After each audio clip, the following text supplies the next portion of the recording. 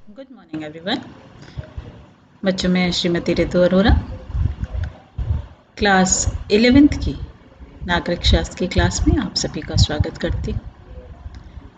अब तक हमने 4 अध्याय पूरे किए बच्चों। पहला हमने पढ़ा था संविधान क्यों और कैसे। इसमें संविधान के बारे में हमने अध्ययन किया। फिर दूसरा हमने जाना भारतीय संविधान में अधिकार। तीसरा हमने पढ़ा चुनाव और प्रतिनिधित्व। हालांकि जब 30% कोर्स कम हुआ तो ये वाला लेसन चुनाव और प्रतिनिधित्व आपका सिलेबस से हटा दिया गया है, मतलब इस वर्ष के लिए। लेकिन बहुत इंपॉर्टेंट चैप्टर है बच्चों, उसको समझिए ज़रूर। मैं समझा भी चुकी हूँ आपको। चौथा हमने पढ़ा कार्यपालिका और आज हम पढ़ेंगे विधायिका। बच्चों, थर्ड लेसन जब कार्यपालिका मैंने शुरू किया था उसके पहले मैंने एक वीडियो भेजी थी जिसमें मैंने सरकार के सभी अंगों के बारे में बताया,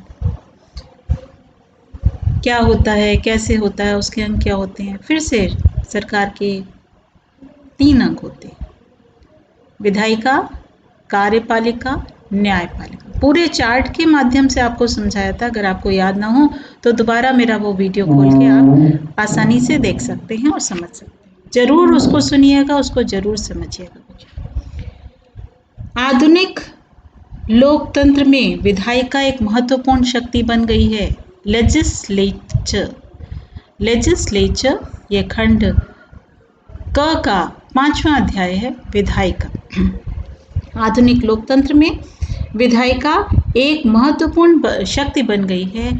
सरकार के 3 अंग होते हैं बच्चों: विधायिका, कार्यपालिका, न्यायपालिका। विधायिका जिसे व्यवस्थापिका भी कहते हैं। मैं बार बार कभी विधायिका कभी व्यवस्थापिका बोलूंगी, आप कंफ्यूज नहीं होइएगा, दोनों एक ही नाम है। चाहे उसको विधायिका बोला जाए, चाहे उसको व्यवस्थापिका बोला जाए। तो विधायिका कानून बनाने का कार्य करती है और कार्यपालिका उन कानूनों को कार्य रूप में परिणत करती है, अर्थात उसे लागू करती है। जबकि न्यायपालिका उन कानूनों की रक्षा और व्याख्या करती है कि कानून में क्या कहा गया है। विधायिका का चुनाव जनता के द्वारा किया जाता है, इसलिए वह जनता की प्रतिनिधि बनकर कानूनों की रचना करती है। इसकी बहस, विरोध, प्रदर्शन, बहिर्गमन, सर्वसम्मति, सरोकार और सहयोग सदन को सजीव संस्था बनाए रखते हैं। विधायिका प्रभावी रूप से आम जनता की इच्छा व आशाओं का प्रतिबिंब है। यह जनप्रतिनिधियों को जनता के प्रति और अधिक जिम्मेदार और जवाबदेह बनाने में लोगों की मदद करती है। आधुनिक लोकतंत्र में विधायिका लोकतंत्र में ये नींव का पत्थर के समान है, यानी बिना इसके सरकार संभव ही नहीं। आधुनिक युग में अभी मैंने कहा प्रतिनिध्यात्मक जनतंत्र पाया जाता है। प्रतिनिध्यात्मक जनतंत्र का मतलब, यानी हम एक पहली बात, जनतंत्र मतलब तो हो गया लोकतंत्र। लोकतंत्र मतलब जनता का, जनता के लिए, जनता के द्वारा शासन। तो जनता अपने में से ही कुछ प्रतिनिधि चुनती है, अपने कुछ लीडर्स चुनती है, प्रतिनिधि चुनती है जो हमारे लिए शासन करें। तो उसे हम कहते हैं प्रतिनिध्यात्मक जनतंत्र या प्रातिनिधिक जनतंत्र। तो आधुनिक युग में कैसा लोकतंत्र है, कैसा जनतंत्र है? प्रतिनिध्यात्मक जनतंत्र के विकास के कारण पूरे समाज के लिए कानून बनाने का कार्य कौन करता है? व्यवस्थापिका। और व्यवस्थापिका का चयन कैसा होता है? जनता द्वारा चुने गए प्रतिनिधि ही व्यवस्थापिका में आते हैं या विधायिका में आते हैं। तो जनता अपने द्वारा चुने गए प्रतिनिधियों को व्यवस्थापिका या विधायिका में कानून बनाने का कार्य सौंप देती है। विधायिका संपूर्ण राष्ट्र की सामूहिक इच्छा को कानून का रूप देती है। केवल एक क्षेत्र से लोग चुन करके नहीं आते, बल्कि सभी, पूरे देश के सभी क्षेत्रों से लोग चुन करके आते हैं। इसलिए देश के कोने कोने के लोगों की इच्छाओं को जब कानून के रूप में बद्ध किया जाता है तो उसे हम जो ये कार्य करता है वो व्यवस्थापिका कहलाता है। व्यवस्थापिका की संरचना के संबंध में प्रमुख रूप से दो सिद्धांत पाए जाते हैं। जहां व्यवस्थापिका में एक सदन होता है वहां पर है एक सदनात्मक प्रणाली। एक सदनात्मक प्रणाली जहां सदन में, व्यवस्थापिका के सदन में केवल एक सदन पाया जाता है, वहां एक सदनात्मक प्रणाली होती है। और दूसरी है द्विसदनात्मक प्रणाली, जहां व्यवस्थापिका की संरचना में दो सदन पाए जाते हैं, उसे हम द्विसदनात्मक प्रणाली कहते हैं। बच्चों अभी आपको समझ में नहीं आया। आप जानते हैं कि भारत में संसद के दो सदन हैं, लोकसभा और राज्यसभा। तो भारत में कैसी प्रणाली है? द्विसदनात्मक प्रणाली। अब समझ में आया? लेकिन कुछ देशों में दो सदन नहीं होते, केवल एक ही सदन होता है, चाहे लोकसभा हो चाहे राज्यसभा हो, वहाँ के अपने अपने नाम होंगे बच्चों, तो वहाँ पर एक सदनात्मक प्रणाली। तो एक सदनात्मक प्रणाली की व्यवस्थापिका के अंतर्गत, विधानमंडल के अंतर्गत 18वीं शताब्दी के अंत और 19वीं शताब्दी के प्रारंभ में अत्यधिक लोकप्रिय रही है, क्योंकि लोकतंत्रात्मक शासन का विकास इस समय हो रहा था। इसलिए इस समय एक सदनात्मक प्रणाली काफी ज्यादा लोकप्रिय रही। अतः लोगों की यह धारणा प्रबल हो चुकी थी कि संप्रभुता किसमें है? सर्वसाधारण में निवास करती, यानी वास्तविक शक्ति किसके पास है? वास्तविक शक्ति आम जनता के पास है, सर्वसाधारण के पास है, और उसका प्रतिनिधित्व केवल एक ही सदन के द्वारा हो सकता है, दो सदनों के द्वारा नहीं हो सकता है। फ्रांस में 1791 ईस्वी में, इंग्लैंड में 1651 ईस्वी से एक सदनीय व्यवस्था को अपनाया गया, लेकिन यह प्रयोग सफल नहीं हुआ। वर्तमान में चीन में, Bangladesh, Sri Lanka, New Zealand, Kenya, Tanzania, Zambia, इन सभी देशों में आज भी एक सदनात्मक व्यवस्थापिका है। ये बच्चों अति लघु में प्रश्न पूछा जाता है कि एक सदनात्मक व्यवस्थापिका वाले 4 देशों के नाम बताइए। चीन, Bangladesh, Sri Lanka, New Zealand, Kenya, Tanzania, Zambia, ये एक सदनात्मक व्यवस्थापिका वाले देश। दूसरी है द्विसदनात्मक व्यवस्थापिका। द्विसदनात्मक प्रणाली ऐतिहासिक विकास और संयोग का परिणाम है।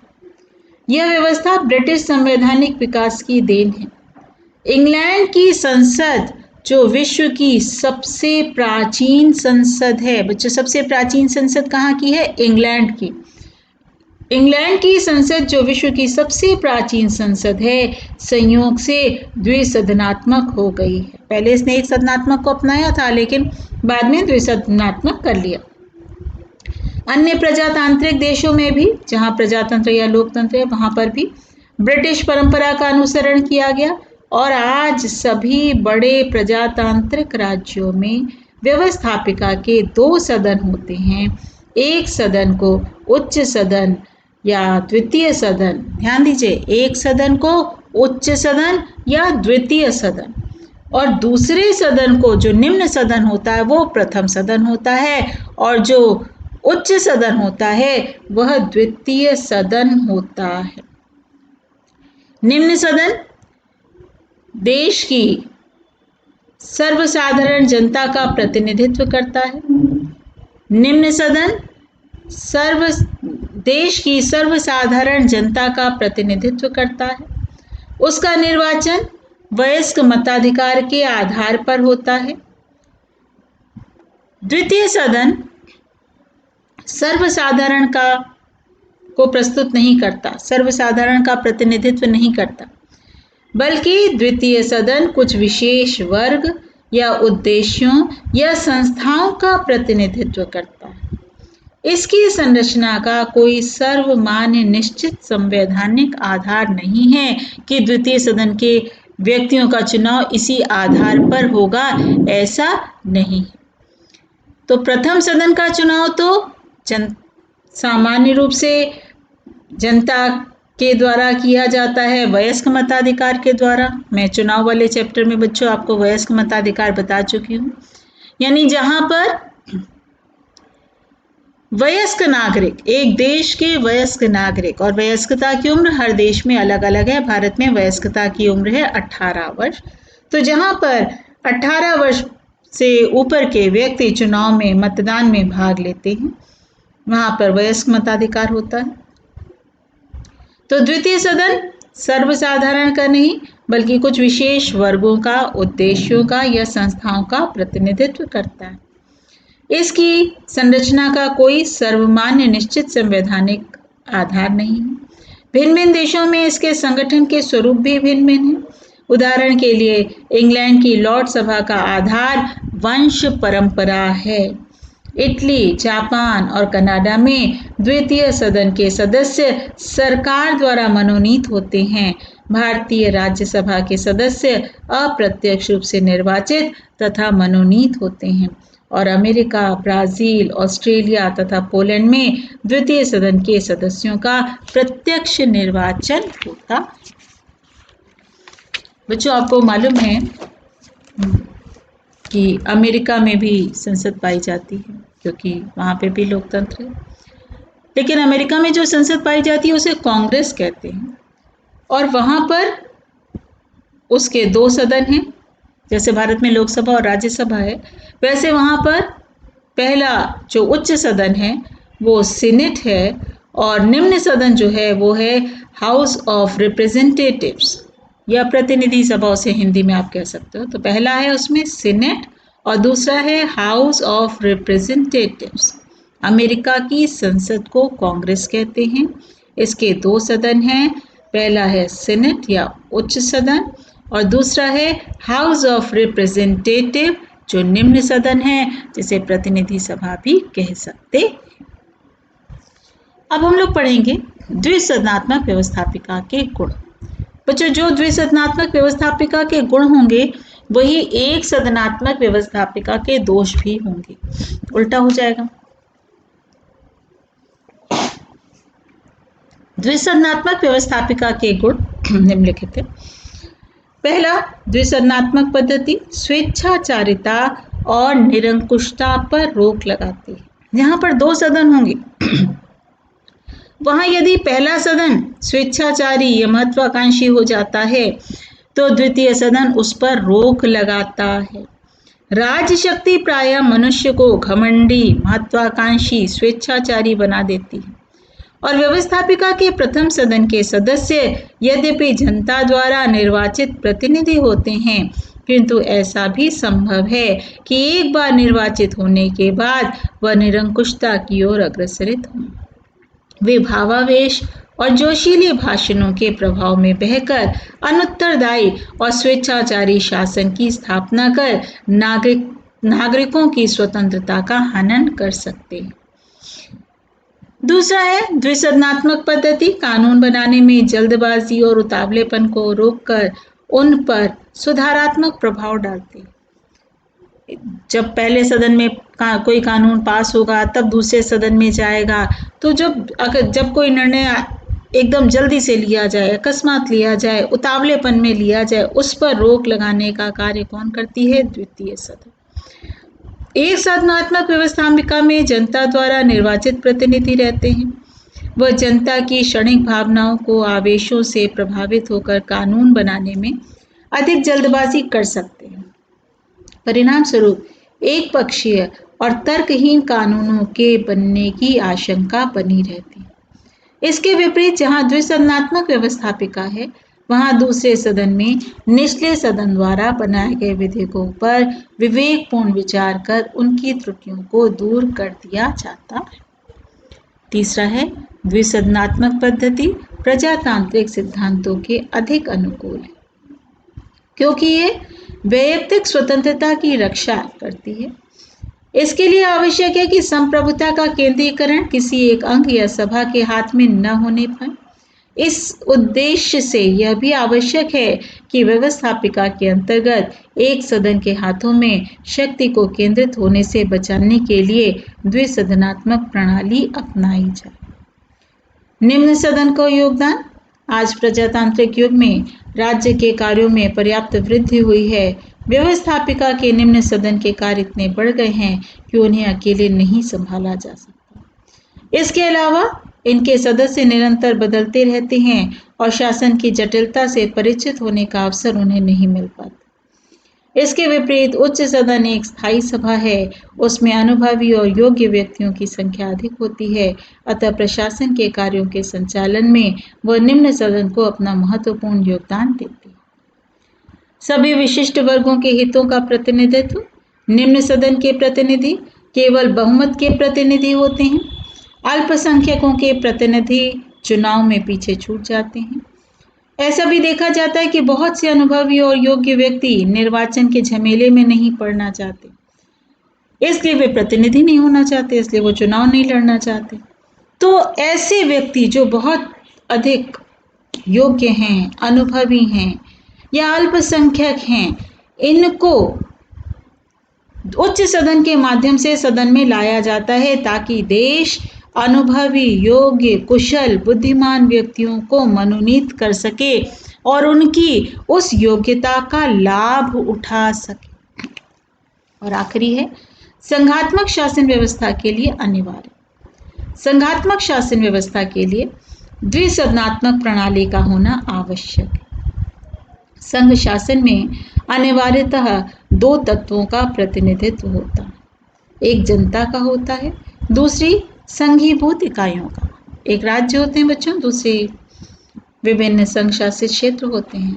अतः जनता के प्रतिनिधित्व के लिए निम्न और प्रथम सदन और संघीभूत इकाइयों के लिए उच्च या द्वितीय सदन की व्यवस्था की गई है।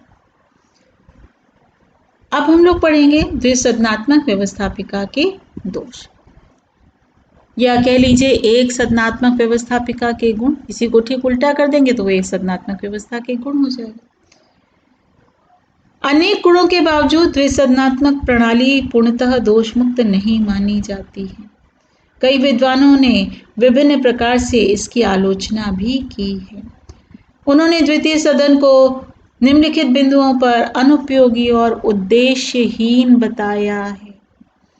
पहला है संप्रभुता की धारणा के विपरीत। प्रजातंत्र में सार्वभौमिकता या संप्रभुता किसमें निवास करती है? जनता में। इस संप्रभुता की अभिव्यक्ति जनता की इच्छा में है, जिसका प्रतिनिधित्व व्यवस्थापिका द्वारा किया जाता है। यह संप्रभु इच्छा अखंड या अविभाजित होती है। इसलिए इसके प्रतिनिधि के लिए केवल एक ही सदन होना चाहिए, दूसरे सदन की आवश्यकता नहीं। दूसरा है उत्तरदायित्व का विभाजन।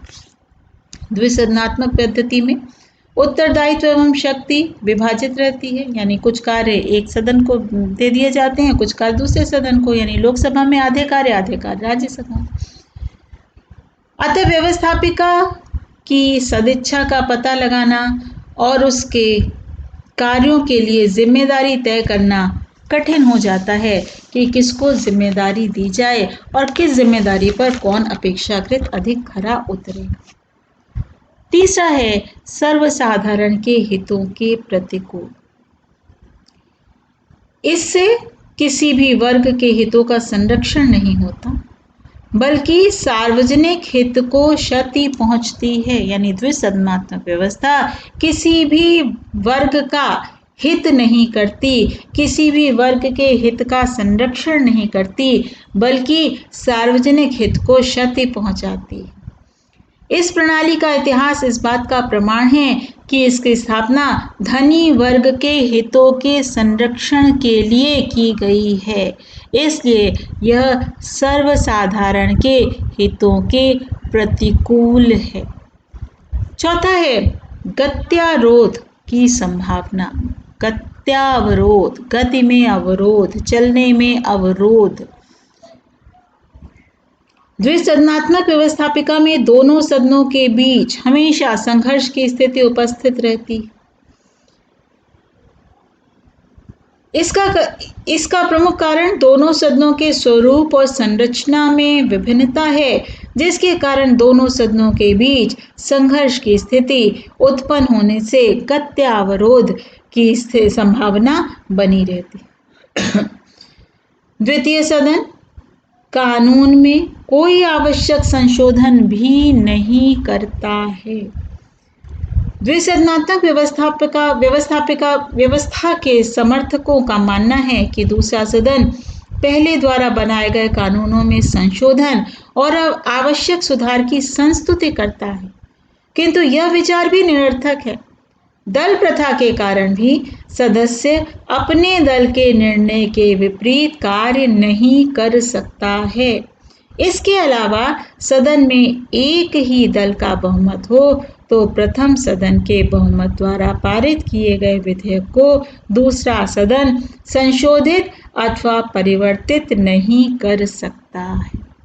और लास्ट है, संघात्मक शासन के लिए भी दूसरा सदन आवश्यक नहीं है। वर्तमान में संघीय शासन व्यवस्था के अंतर्गत अल्पसंख्यक अथवा संघीभूत इकाइयों के अधिकारों की रक्षा दूसरे सदन से नहीं बल्कि वैधानिक संरक्षण और स्वतंत्र न्यायपालिका द्वारा हो सकती है। अतः संघीय शासन व्यवस्था में भी दूसरे सदन का अस्तित्व अनावश्यक प्रतीत होता है। इसलिए ये कहा जा सकता है कि केवल पहला या निम्न सदन अपेक्षाकृत अधिक महत्वपूर्ण है, उसके पास ही अपेक्षाकृत अधिक शक्तियां प्राप्त हैं। हालांकि भारत में द्विसदनात्मक व्यवस्थापिका को अपनाया गया है ताकि पहला सदन निरंकुश न होने पाए, ताकि पहले सदन पर अंकुश लगाया जा सके, वो स्वेच्छाचारी न होने पाए। आज विश्व के जितने भी लोकतंत्र, बड़े बड़े लोकतंत्र देश हैं, उन सभी में अधिकांशतः द्विसदनात्मक व्यवस्था को ही अपनाया गया है, अर्थात वहाँ की संसद के 2 सदन होते हैं, जैसे कि भारत में लोकसभा और राज्यसभा। इसी प्रकार विभिन्न राज्यों में भी कहीं पर एक सदनात्मक व्यवस्थापिका है, कहीं पर द्विसदनात्मक, ये हम आगे पढ़ेंगे। इतनी बात मेरे ख्याल से आपको समझ में आ गई होगी कि व्यवस्थापिका प्रमुख रूप से संरचना के संबंध में व्यवस्थापिका में 2 सिद्धांत पाए जाते हैं, एक सदनात्मक प्रणाली और दूसरी है द्विसदनात्मक प्रणाली। आज जितना समझाया बच्चों, इससे संबंधित महत्वपूर्ण प्रश्न। पहला, सरकार के कितने अंग होते हैं? दूसरा, द्विसदनात्मक व्यवस्थापिका के गुणों की विवेचना कीजिए। तीसरा, द्विसदनात्मक व्यवस्थापिका के दोष बताइए। चौथा, एक सदनात्मक और द्विसदनात्मक व्यवस्थापिका को अपनाने वाले 2 देशों के नाम लिखिए। ये मैंने समझाते समय आपको बोला था। लास्ट है, अमेरिका की संसद को क्या कहते हैं, इसके सदनों के नाम बताइए। ये भी मैंने समझाते हुए बोला, मैं फिर से बता दे रही हूँ इसका उत्तर। अमेरिका की संसद को कांग्रेस कहते हैं। इसके 2 सदन होते हैं। पहला सीनेट या ब्रैकेट में लिखेंगे उच्च सदन, यानी उसे उच्च सदन कहते हैं। दूसरा है house of representative, English word है, हिंदी में कहते हैं प्रतिनिधि सभा, जो कि अमेरिका में इंग्लिश उनकी लैंग्वेज है, तो उसका नाम है हाउस ऑफ रिप्रेजेंटेटिव। जो निम्न सदन है, ब्रैकेट में निम्न सदन लिखेंगे, समझने के लिए आप जान लीजिए ये प्रतिनिधि सभा है। तो आज के लिए बच्चों इतना ही। नेक्स्ट टर्न पे हम शुरू करेंगे संसद। पहले संसद की आवश्यकता का अध्ययन करते हुए तब हम भारतीय संसद की ओर आगे बढ़ेंगे। तो आज के लिए बच्चों इतना ही। Thank you.